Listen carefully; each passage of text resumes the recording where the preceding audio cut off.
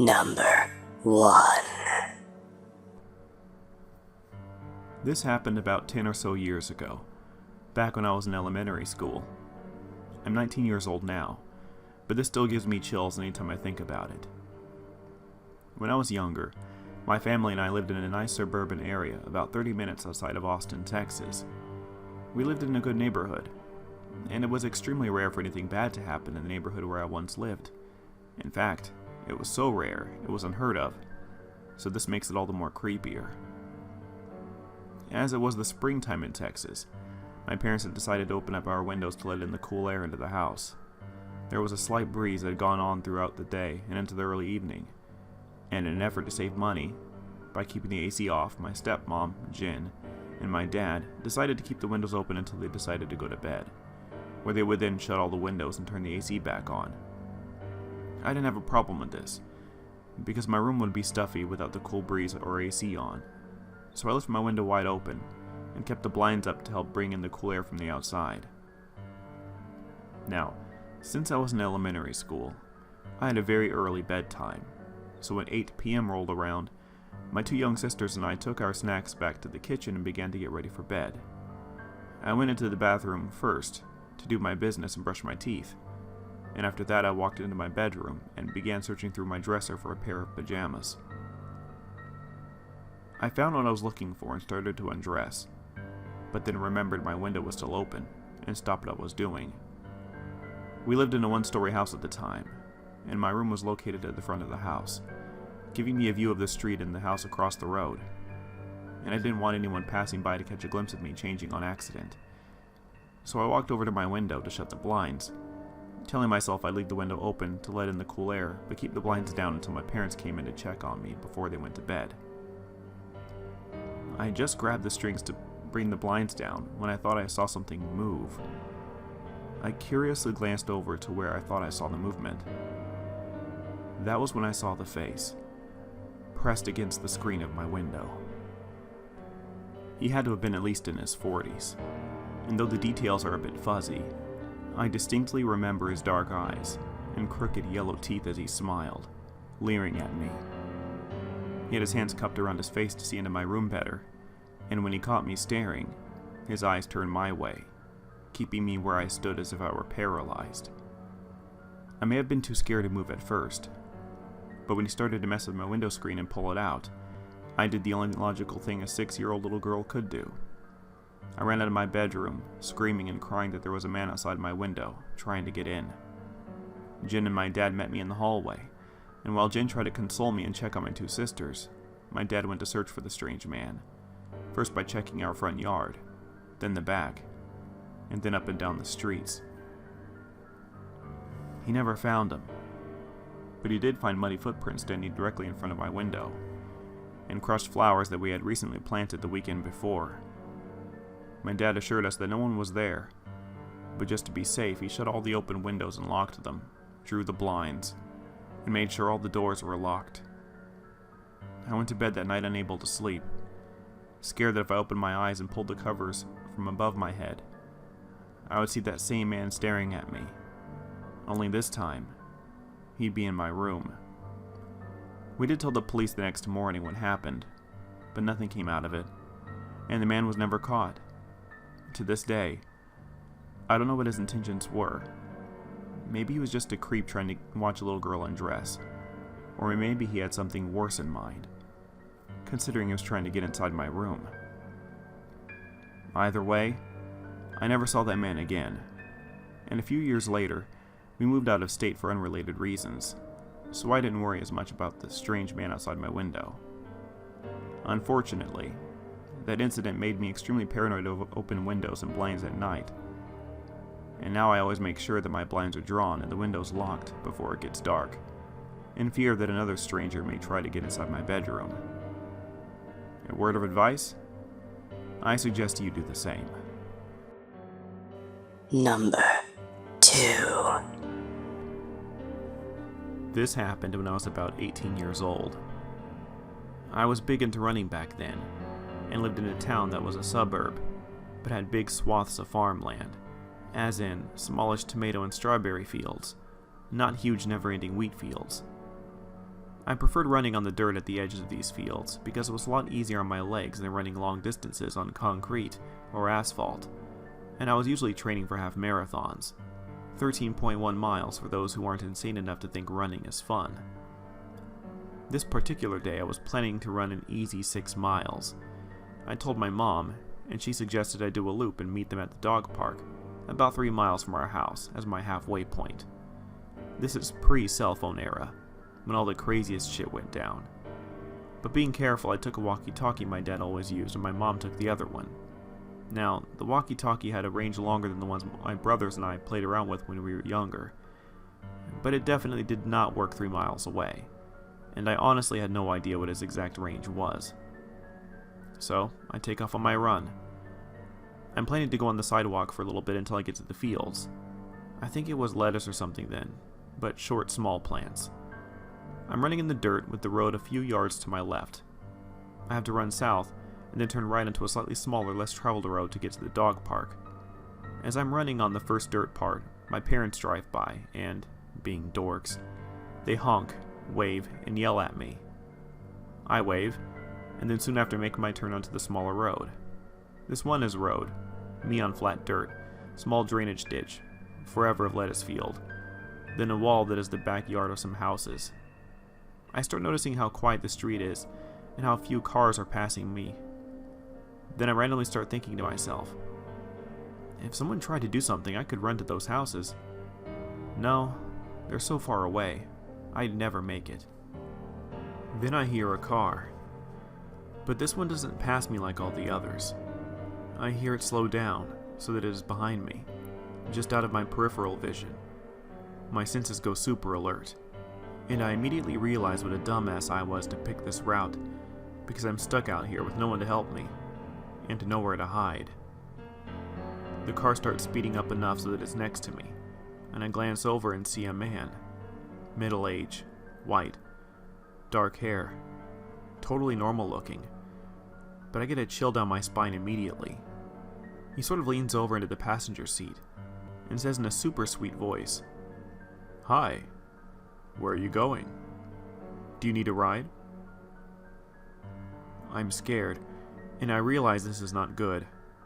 Admittedly, nothing has happened yet, and he could be totally innocently just wanting to chat, but my intuition is in overdrive telling me I'm not safe. I hop over the ditch thinking at least that it will make it harder for his car to follow me if I needed to take off across the field to try and make it to those houses in the distance. This pisses him off. Number 3. Back in 2015, I was dating my ex. We both lived in our own apartments, in almost opposite parts of a student town, some 5 kilometers apart. Since neither of us had a car, our only means of transport was either by bus or by foot. We often only met on weekends, either at his place or mine, as we both devoted our time to school during work days. This meant arriving on Friday and leaving sometime on Sunday night. On that weekend, I stayed over at his. I prepared to leave around 12 a.m., which was already too late to take a bus, so I set to take the trail by foot. It must have been a warm spring night, probably more than 50 degrees, because it was enough for me to only wear a leather jacket. I lit a cigarette and started walking down a 2-kilometer street in a residential area, dotted with small parks. The streets were very quiet, as is usual for a Sunday night. Yellow light from the street lamps was dimly lighting the sidewalks. Having walked about 500 meters, a woman crossed into the sidewalk from an adjacent street, probably 100 meters further from me. Now, I'd like to think I'm not intimidating, being only 5'11" and wearing normal clothes. I do have a resting bitch face though. I'm a guy, which probably makes me look a little intimidating. But I doubt anybody's able to make any of it in limited visibility. Now the woman, on the other hand, was much shorter than me. She was a little chubby, probably about 25 years old. She was also carrying a plastic bag, which made it difficult for her to walk at a fast pace. As our eyes locked for a moment, she started acting weird.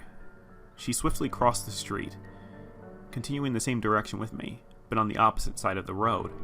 Her pace was accelerating, the plastic bag in her hand swinging back and forth. About every 20 seconds, she peeked around her shoulder, glancing at me suspiciously.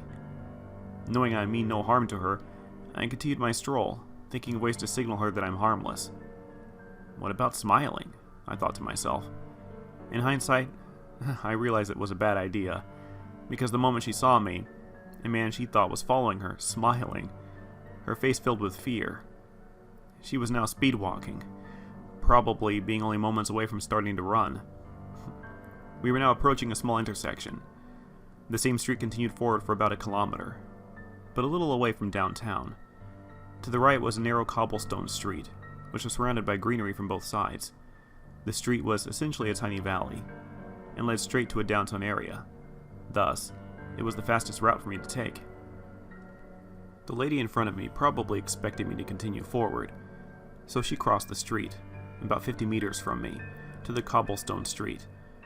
The road was just being repaired, so there was a pile of gravel on the side of it. Thinking it would probably be a little creepy to walk on the same side of the road as her, I crossed the intersection and turned right. She was standing across the road, not having moved much, next to the pile of gravel. As soon as I crossed the intersection, she reached for the pile, picking a handful of stones into her hand. She just stood there, ready to defend herself in case I approached her. But I didn't, and continued walking down the street. After about 30 seconds, I glanced over my shoulder and saw her walking slowly in the same direction as me. As soon as she saw me looking at her, she stopped, ready to throw the pile of stones at me. I now thought I should just continue walking and not look back, as not to terrify her any further. I don't know what made her scared of me, but it definitely was a creepy encounter to her. Perhaps someone else was following her before? Perhaps she had another creepy encounter before? I'll never know. But hopefully, she made it home safely. Number 4. I usually give somebody the benefit of the doubt, especially when somebody's considered an outcast or different. Not having many friends and having lots of trust issues, I can completely understand and empathize with people who tend to be loners. Some are worse than others, sometimes a lot worse. But what has happened is the concrete reason why I believe people should rely on their instincts. I was just in the prime of building a bond with my dad. I was raised by my mom my entire life, but we recently moved within driving distance, so I was very excited to spend time with somebody I haven't seen since I was 2 years old. I was 18 at the time, and I'd only really known my dad for 2 years. We started talking on the phone when I was 12, but I've never actually met him in person. Since we met, when I was already 16, me and my dad have more of a friendship bond. By this time, I'd already been done with school, and started working with friends of my mom and dad, so I was seen as an adult at a young age. We would smoke, play video games, watch movies, and even once in a blue moon he'd give me a beer. My mom hates it when I go to my dad's. He lives in a very rough neighborhood. It was great times hanging with my dad. Nothing has happened to him, but he started working more and he's rarely home, so I don't see him as much. When I was hanging out with him, I got to meet a lot of his friends, especially one guy I really liked, George. He was a carpenter and a roofer. Him and his dad owned their own roofing business, and he also had a beautiful wife, Mary, who would also come to hang out. One day we were all hanging out together, smoking, listening to music, and playing video games. Unexpectedly, my dad's old high school friend, Jane, came over about 7, and brought her son, Jerry. Jerry was 23, no job, criminal record, and made most people very uncomfortable. "Hey, how are you doing?" my dad said, irritated that she showed up unexpectedly but still happy to see her. "Hey there, stranger," she said. "I haven't seen you since high school." They continued to talk and catch up, but I felt a disturbance in the room. I look up and I see Jerry staring at my dad's cat, who's rubbing it against my leg wanting me to pet him as usual. He was just staring at him. Cold, ice hard, dead, soulless stare. It made me pretty uncomfortable seeing somebody stare at an animal like that, as if it did something unforgivable and he wanted to do something horrible. He broke his gaze when my dad asked him where he went to school. All he said was, "I don't do school," in a quiet but harsh tone.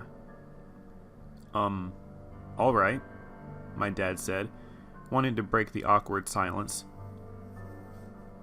After some more conversation, they eventually left. Nobody really said anything about him except him being a little weird. But I gave him the benefit of the doubt, because I hated school too, and didn't have many friends. But what happened a week later really made me sick. I'm back at my dad's spending the week because he found me some work. Every now and then on certain jobs my dad's boss needs extra help, and I'm always the first he calls. We turn on the news on one morning and see Jerry on the criminal articles. He was arrested for mutilating his neighborhood cats and stringing up the intestines and organs across the tree branches in the woods. Being a cat person, my dad was visibly sick and pissed off. "Fuck that piece of shit," he said angrily. "Fucking psycho needs to be in a mental institution." Now, since my dad lives a rough neighborhood, he was used to hearing about shootings, robbery, Grand Theft Auto, drug dealing, and even murder in his area. But seeing how sick this guy was even disturbed my dad. "I don't fucking want him over here ever again," he said as he grabbed a beer. I didn't want to tell my dad about the fact that he was staring at his cat for fear of how he would react. A few months later, we were all hanging out as usual, and my dad gets a phone call from Jane. She wanted to visit, and her son had been out of the mental institution for a couple of months. My dad agreed, but said Jerry wasn't allowed over, to which he understands why. We were still not rid of him because, well, he started dating Mary's sister, Beth. She had convinced herself he was just a troubled boy who was misunderstood and gotten help. I don't know what she was smoking, but he was on probation for setting fire to his stepdad's trash can a month ago. When Jane came over, she brought Beth, who she picked up on her way to my dad's, so she could spend time with her crazy boyfriend. When they came over, my dad let them in and had some conversation between one another. In the middle of the conversation, she had mentioned that she was supposed to go camping with Jerry and his friend Bob. Once she said this, I immediately said, "Don't you think that might be a bad idea?" I seen the looks they gave me, and seen my dad start sipping his beer, so I knew that was the wrong thing to say. "What do you mean?" she asked. I mumbled, trying to come up with a way to redeem myself. "It's supposed to be rough winds and rain tonight," I finally spit out. "Well, yeah, you're right, and I do have to work in the morning. I should call him and let him know." She left the room to call him when I hear them arguing loudly on the phone in the kitchen. "He's upset, but he said he's still going, so it's whatever. At least I don't have him coming to bed angry. They've had many problems, including one instance where he had pulled a knife on her and left her bruises on her neck from where he grabbed her." I was relieved, and by morning, I knew it was for a good reason. We had seen that on the news they found Bob's body badly burned and beaten to death near a campsite. They had a homicide unit looking for Jerry, and had talked to everybody who had been in contact with him in the past 48 hours. Jerry was found and arrested at his brother's house, with the bloody tire iron he had beaten Bob to death with, trying to clean it with bleach. Jerry was charged and convicted of first-degree murder, to which he had claimed that they had gotten in a drunken dispute, and he pushed Bob, tripping him into the fire and burning to death. But by the evidence received, they found out Jerry was planning on killing Bob and Beth that night because he suspected them of having sex. Jerry has received the death penalty, but is currently trying to get it reduced to a life sentence because of his insanity history. I don't know if I saved Beth's life or not, but after everything that's happened, I think I'm okay with the friends I have now. As for you, Jerry, let's not meet again. Hey there, everyone. It's Hollowkeez here. So, yeah, long absence, huh? I apologize for that. Certain things happening during this absence kind of demotivated my working on a new video for a bit. One little issue is actually still ongoing, but it'll be taken care of in due time. Well, what did you think of the stories? I thought the third story was quite entertaining, unexpected, funny, and a little eye-opening. How many of you thought that particular story would involve the storyteller being in the perspective of the supposed creep? I thought it was really different. I thought it was stupid how when he started walking away from the woman, she proceeded to follow him with rocks in her hand. I was actually quite aggravated by that part. But I think it would remind us that we should try to think situations through when we only think we're being stalked, and not to get frightened so easily. And definitely do not attempt to retaliate when nothing's happened yet. Anyway, here's a question for you. What do you think of Let's Not Meet stories? I personally enjoy them, but others think they may have been getting stale lately. Do any of you share that same sentiment? Share your opinion in the comments. Oh, and if you liked this video, be sure to like and subscribe. If it's fear you're after, welcome home.